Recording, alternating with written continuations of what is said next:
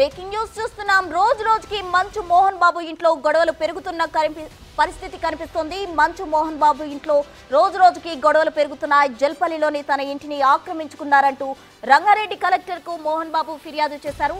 తన ఇంట్లోకి అక్రమంగా ప్రవేశించారని, తన ఆస్తులు ఇప్పించాలంటూ కంప్లైంట్లో పేర్కొన్నారు మోహన్ బాబు. దీనిపై స్పందించిన కలెక్టర్ మంచు మనోజ్ ను పిలిపించి అడిగారు. అయితే ఆ ఇంటిని ఉమ్మడి డబ్బులతో కట్టుకున్నట్టు మనోజ్ కలెక్టర్ తెలిపారు.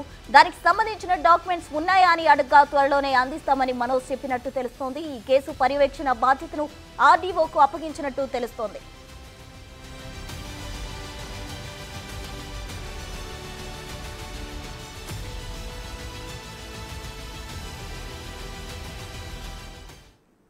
మంచు ఫ్యామిలీ వివాదం రోజు రోజుకి ముదురుతున్న పరిస్థితి కనిపిస్తోంది. జల్పల్లిలోని తన ఇంటిని ఆక్రమించుకున్నారంటూ రంగారెడ్డి కలెక్టర్ కు మోహన్ బాబు ఫిర్యాదు చేయడం జరిగింది. దీనికి సంబంధించి పూర్తి వివరాలు మా ప్రతినిధి సురేష్ అందిస్తారు. సురేష్,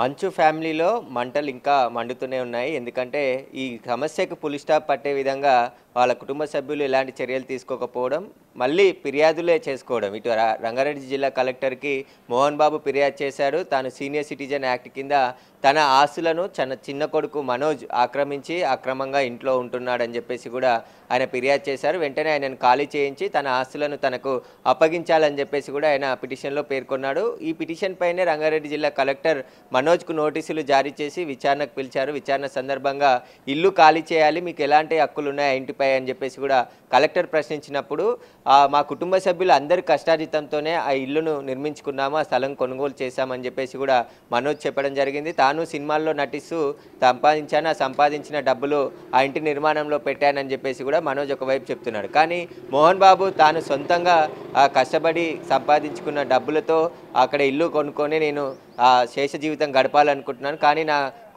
చిన్న కొడుకు మనోజ్ తీవ్ర ఇబ్బందులకు గురి చేస్తున్నాడు, అక్రమంగా ఇల్లును కబ్జా చేశాడని చెప్పేసి కూడా ఆయన ఫిర్యాదులో పేర్కొన్నాడు. కాబట్టి దీనిపైన రెవెన్యూ అధికారులు విచారణ చేపట్టడం జరిగింది. స్వయంగా కలెక్టరే మనోజ్ని పిలిచి వివరాలు అడగడం జరిగింది. దీనికి సంబంధించి మీ దగ్గర ఎలాంటి ఆధారాలు ఉన్నాయి, ఈ ఇల్లు కొనుగోలుకు కావచ్చు, స్థలం కొనుగోలుకు సంబంధించిన ఆ డాక్యుమెంట్స్ ఏమైనా ఉన్నాయని చెప్పేసి కూడా మనోజ్ని ప్రశ్నించినట్టు తెలుస్తుంది.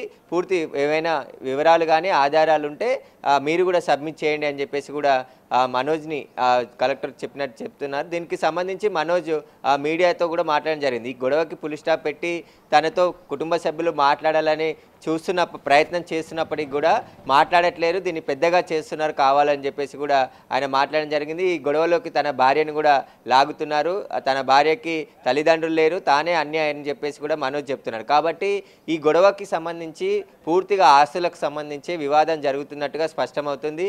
ఇటు యూనివర్సిటీకి సంబంధించిన ఏదైతే ల్యాండ్ కావచ్చు, స్కూల్ బిల్డింగ్స్, వాటన్నిటికీ సంబంధించి వివాదం గత కొద్ది రోజులుగా జరుగుతుంది. దాంట్లో అవకతవకలు జరుగుతున్నాయని చెప్పేసి కూడా మనోజ్ చెప్తున్నాడు. అవి ప్రశ్నించినందుకే నాపై కక్ష కట్టి మా నాన్నని తప్పుదోవ పట్టిస్తున్నారని చెప్పేసి ఒకవైపు మనోజ్ చెప్తున్నాడు. కానీ ఈ కుటుంబ తగాదాలు కుటుంబమే సాల్వ్ చేసుకోవాలని చెప్పేసి కూడా కోర్టులు కూడా చెప్పాయి. కానీ వాటికి పులి స్టాప్ పెట్టకుండా రోజు రోజుకి ఒక కొత్త వివాదానికి మంచి ఫ్యామిలీ తెరలేపుతున్నట్టుగా అవుతుంది. ఎందుకంటే మళ్ళీ మోహన్ బాబు ఫిర్యాదు చేశాడంటే, ఎందుకంటే గొడవ జరిగిన తర్వాత రాచకొండ పోలీసులు నోటీసులు జారీ చేసి ఖచ్చితంగా ఏదైతే అక్కడ శాంతి భద్రతలకు విఘాతం కలిగిస్తే కఠిన చర్యలు తీసుకుంటామని హెచ్చరించడంతో మోహన్ బాబు తిరుపతి యూనివర్సిటీకి వెళ్ళి అక్కడే ఉంటున్నాడు. మనోజ్ మాత్రమే ఆ జల్పల్లిలో నివాసంలో ఉంటున్నాడు. ఆ నివాసాన్ని ఖాళీ చేస్తే తాను ఇక్కడికి వచ్చి ఉంటానని చెప్పేసి కూడా మోహన్ బాబు కలెక్టర్కి ఫిర్యాదు చేయడం జరిగింది. కలెక్టర్ కూడా విచారణకు ఆదేశించారు. ఆర్డీఓకి కూడా ఈ బాధ్యతలు అప్పచెప్పారు. అసలు ఆస్తి ఎవరిది, మోహన్ బాబుకి ఎప్పుడు కొనుగోలు చేశారు, ఏం జరుగుతుంది వాళ్ళ కుటుంబంలో అనే దానిపై కూడా పూర్తిగా విచారణ చేపట్టడం జరిగింది. మళ్ళీ మోహన్ బాబు స్టేట్మెంట్ కూడా రికార్డ్ చేసుకున్న తర్వాత కలెక్టర్ ఆదేశాలు జారీ చేసే అవకాశం కనబడుతుంది. ప్రస్తుతానికైతే జల్పల్లి నివాసంలో మనోజ్ తన కుటుంబంతో అతను ఒక్కడు మాత్రమే ఉంటున్నాడు. మోహన్ బాబు యూనివర్సిటీకి తిరుపతి యూనివర్సిటీకి వెళ్ళి అక్కడే ఉంటున్నాడు. కాబట్టి విష్ణు ఎలాగో జూబ్లీహిల్స్లో ఆయన సపరేట్గా ఉంటున్నాడు. కాబట్టి తన నివాసాన్ని తనకు హ్యాండ్ ఓవర్ చేయాలని చెప్పేసి కూడా మోహన్ బాబు కలెక్టర్ని ఫిర్యాదులో కోరడం జరిగింది. దానికి సంబంధించి ఇప్పుడు రెవెన్యూ అధికారులు విచారణ చేపట్టడం జరిగింది. మళ్ళీ మోహన్ బాబు విష్ణును కూడా విచారించిన తర్వాత కలెక్టర్ ఏ నిర్ణయం తీసుకుంటారనేది కూడా తెలుస్తుంది. ఖచ్చితంగా మళ్ళీ మరొకసారి మనోజ్ కలెక్టర్ విచారణకు హాజరయ్యే అవకాశాలు కూడా కనబడుతున్నాయి.